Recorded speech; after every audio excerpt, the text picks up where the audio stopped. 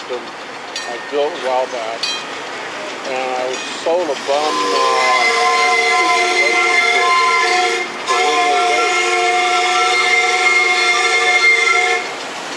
whistle work. Hey, Richard. But then I was shopping around, it was like $200 for running right now, and keep your fingers crossed. There's a 12-year-old Pentium that I bought, an HP, that's been through a mother. I paid for the extended. No, I know. Yeah, you can just push it up. Yeah, I think it'll be up. Yeah. It'll be well. Can you go back on? Yep. Yep, it's on.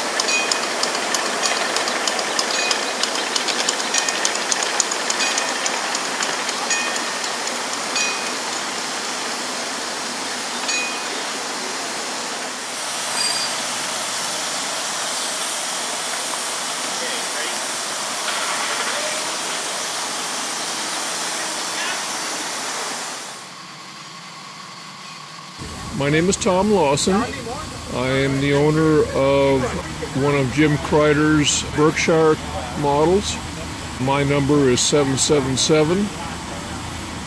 I got into this hobby back in 1998, more on curiosity than anything else. And I like building things. I'd build model airplanes in my earlier days, and this looked like something I could do. So I was with the club for a while, and then I decided to try my hand at actually building a locomotive. In 2001, June thereabouts, I started building the locomotive. I finished it almost 9 years to the day after I started it. I had a lot of help. I machined, a lot of parts. I had other people machine parts for me, and I had Jack Bodeman finish my locomotive off to where it is today. If it wasn't for Jack, it'd probably still be in my garage with an orange boiler. Other than that, that's about all I've got.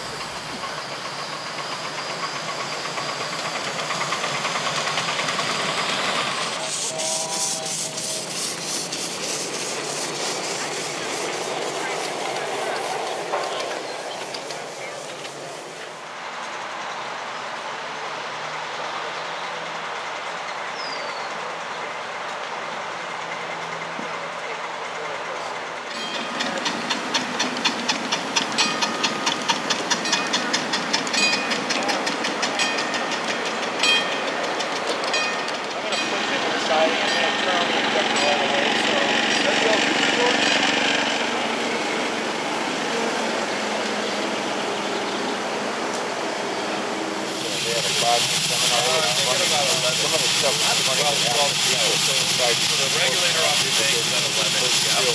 We have it closed off quite a bit. So I think we're probably around 5, but I just got a gauge.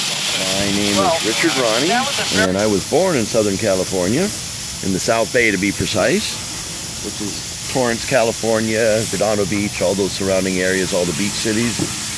And it wasn't that so much I was into live steam, but I was into trains my whole life. And one day I met a person, well, let me back up for a second. I was a wood pattern maker, which was pretty heavily involved in trains and other mechanical and industrial devices throughout the last couple hundred years. Sand castings are all over, fire hydrants, the engine block of your car, the cylinders on the steam locomotives, and all kinds of other things. As a matter of fact, they had big cast frames. So that being said, one day I was at the foundry and I met somebody who was building live steam locomotives, and he asked me if I would make a trade arrangement, and I finally agreed. So I traded patterns for a locomotive, and I became involved in the live steam hobby, and that's how I got my locomotive, which is a 462 USRA Pacific.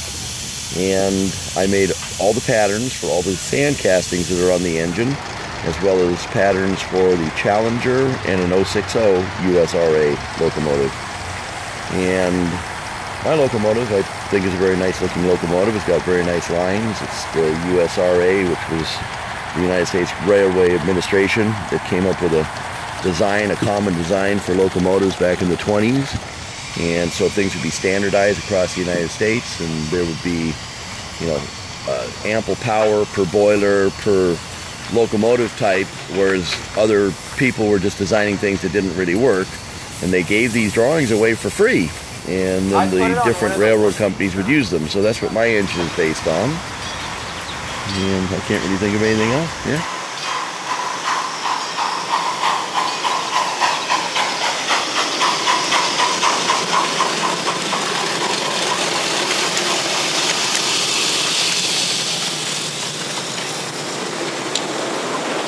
Gotta get me one of those.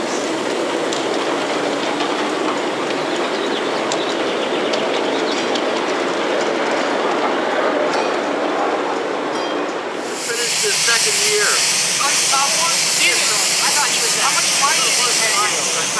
How much it cost him? You charge him by the hour? No, he's going to help me with something in the future and pay that. Payment. Yeah. Okay, good. He knows more about my engine than I do.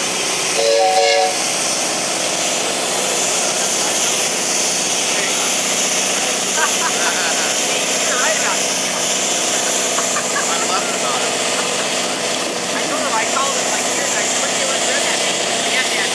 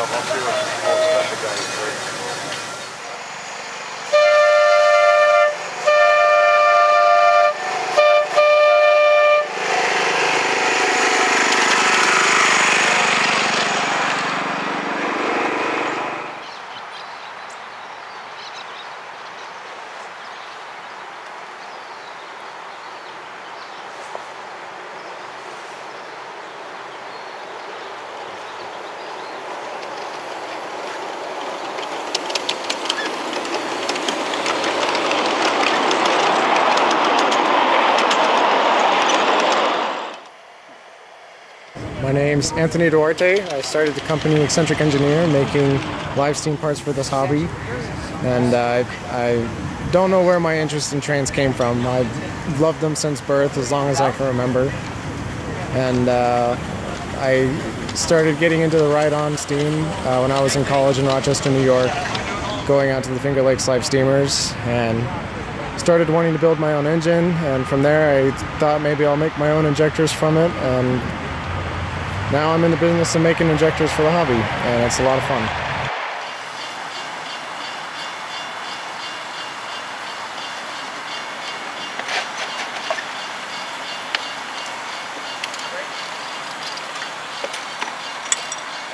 He's got those kits now, but they're damn expensive and a lot of work. And I ain't got set up for it. Someday, I'm going to use them on a black car, but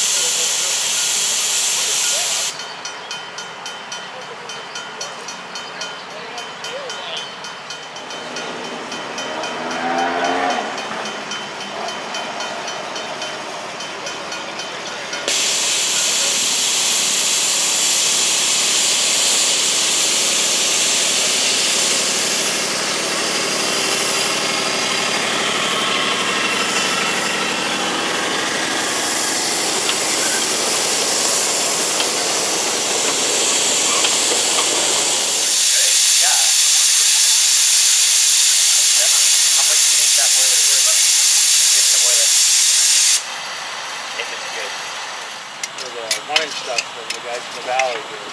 And oh my gosh, that fire really was heavy. Like 5, 6, 7 years after the old man died. And it's just been rotting. And it's just because of the level of the powder Clinkers. so high. Yeah. They just, well, he wouldn't sell it, but he wants to see him right again. well. Yeah, I was just gonna say, let it boil, let it pop off, let it water and shit. Alright, yep. You want me to put that fire? You know, just whatever probably do. Probably more than I do.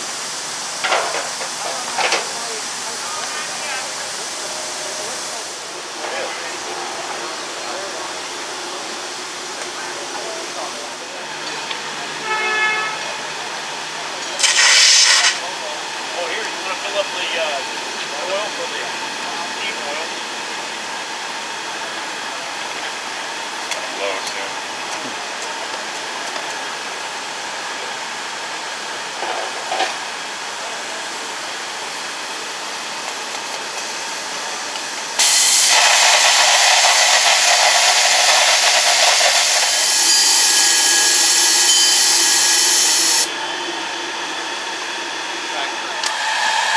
I'm not worrying about stuff like that. I'm good. Alright, did I get everything? Oh wait, Did you sell the recipe? You sold the whole ball gate out of the Yeah. right now?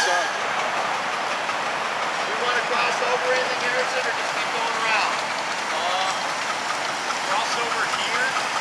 Okay. And you're going to stick toward the inner loop, and then you're going to drop me off right where it goes.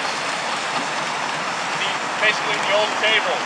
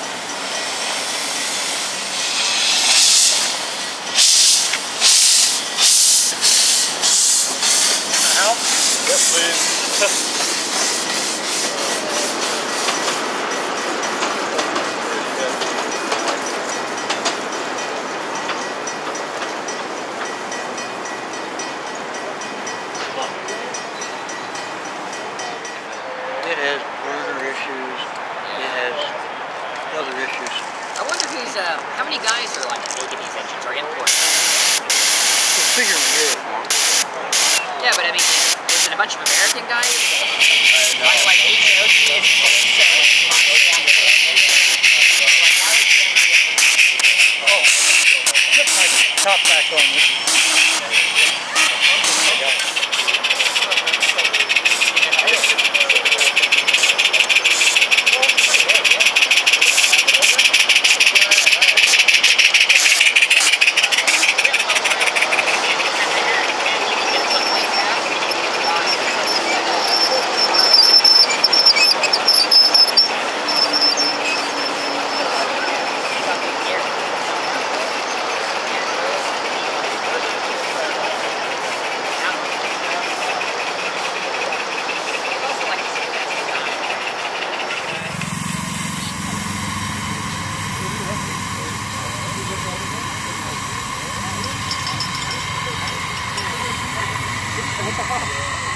Alright. Have a challenge. What's the challenge to do?